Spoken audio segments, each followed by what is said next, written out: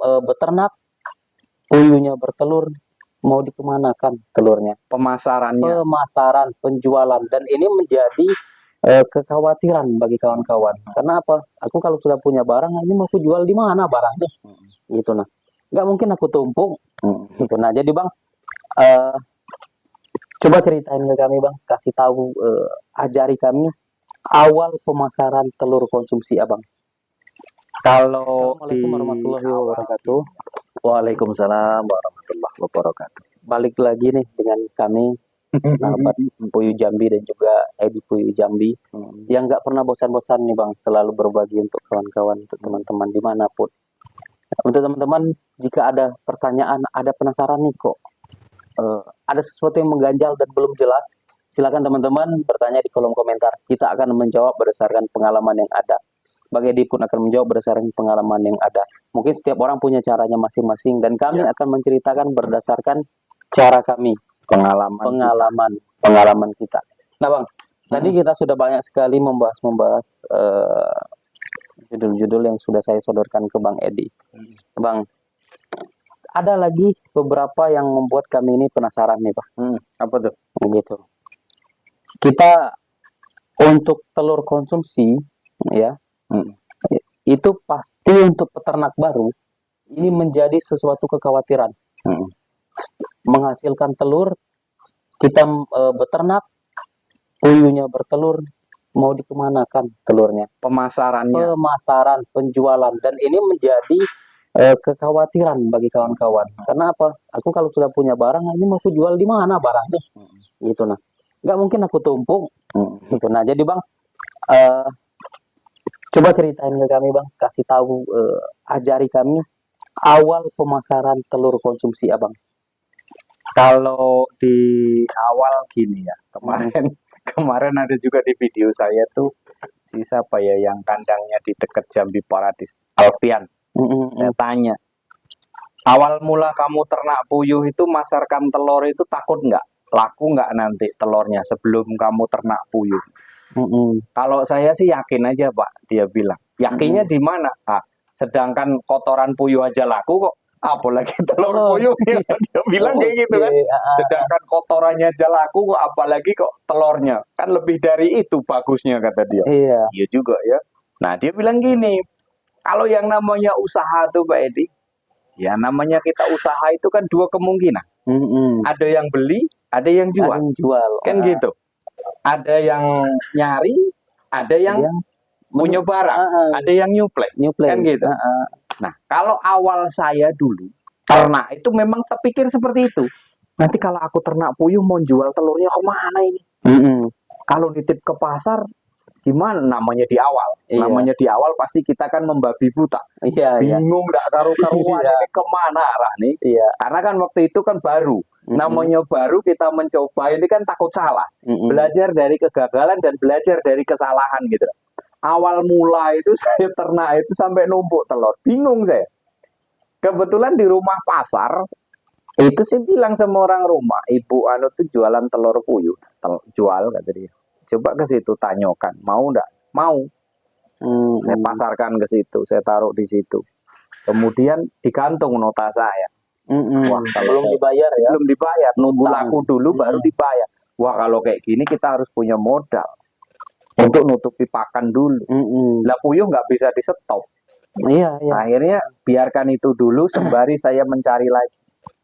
Nah, pemasaran saya itu lewat media-media sosial.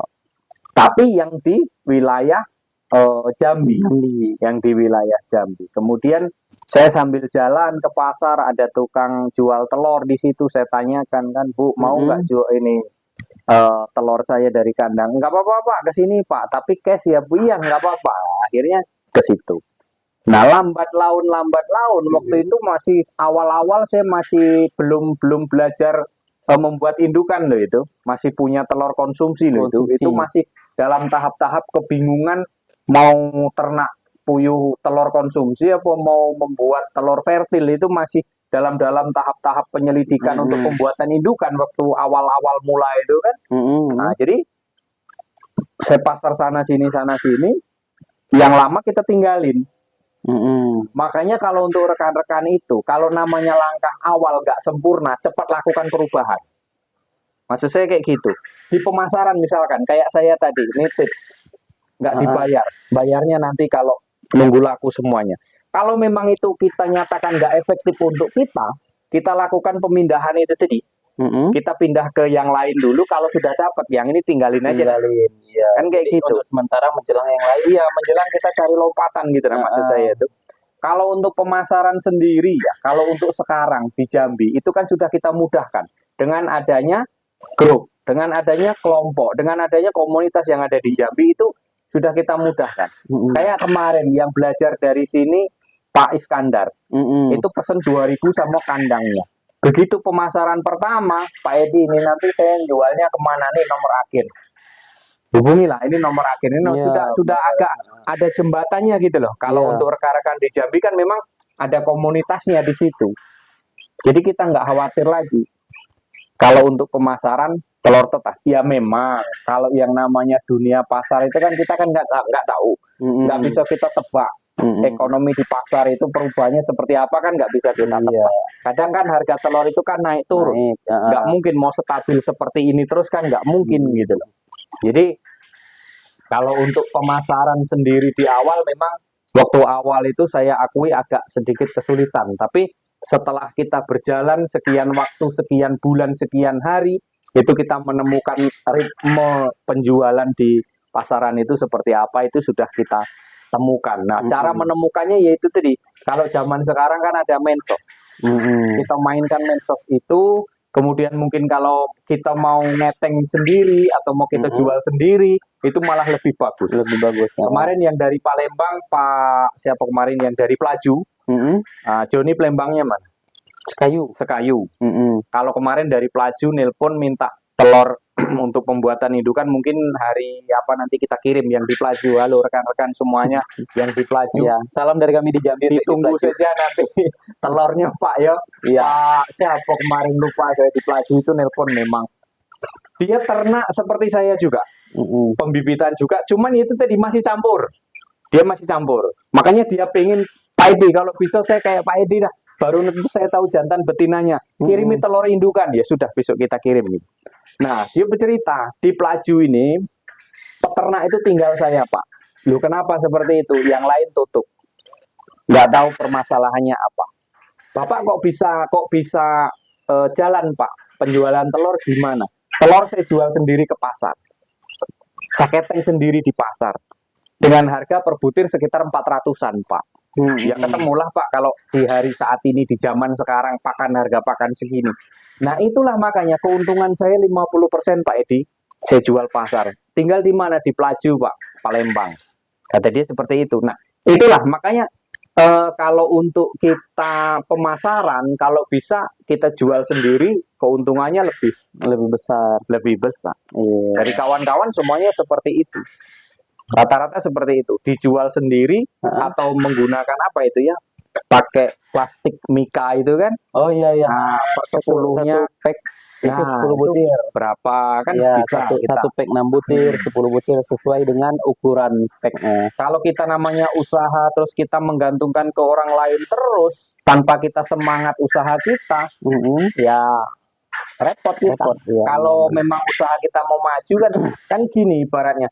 Kita itu kalau punya usaha seperti ini ya besar kecilnya kan manajernya kan kita yang ngatur semuanya kan kita. Kalau kita kerja dengan orang kan beda. Semakin kita giat kerja dengan orang, semakin sengsara kita disuruh-suruh. Suruh Pak Edi dia itu orangnya ngikut manut kok, suruh ke sana ke sini saro gitu. Tapi kalau kita tapi kalau kita punya usaha sendiri, kita giat dengan usaha kita, insya Allah maju. Semakin kita giat, semakin kita kuat berusaha ya semakin berkembang. Karena itu memang pasti. Ya janjinya juga seperti itu, berusaha lah, gitu. Nah, jadi teman-teman itulah cerita yang disampaikan oleh Bang Edi kok. Bagaimana sih caranya awal mula pemasaran telur konsumsi? Walaupun sempat kebingungan. Dan rata-rata mungkin bisa saya sampaikan 75%, 80% peternak baru kebingungan berpikirnya seperti itu. Sangat sedikit sekali yang berpikir seperti rekan kita yang di Muaro Jambi. Yang dia berpikir mohon maaf kotorannya aja laku, kenapa telurnya nggak laku kan gitu. Sedikit sekali yang berpikir seperti itu. Lebih banyak berpikir, aku kalau sudah punya telur mau aku kemana kan? Iya. Nah itulah tadi bagaimana cara yang disampaikan dalam Bang Edi, banyak sekali. Itu benar-benar bermanfaat. Ya teman-teman, mungkin untuk video ini cukup sampai di sini dan saya yakin sudah memberikan edukasi ilmu yang sangat bermanfaat untuk teman-teman. Untuk teman-teman yang belum like, belum subscribe, di subscribe. Jika ingin bertanya, silakan bertanya di kolom komentar. Insya Allah kita akan menjawab berdasarkan pengalaman. Walaupun apa yang kita sampaikan berbeda dengan apa yang orang lain rasakan, karena kita punya pengalaman masing-masing. Pengalaman yang berbeda. Cukup sampai di sini videonya, sampai jumpa di video berikutnya.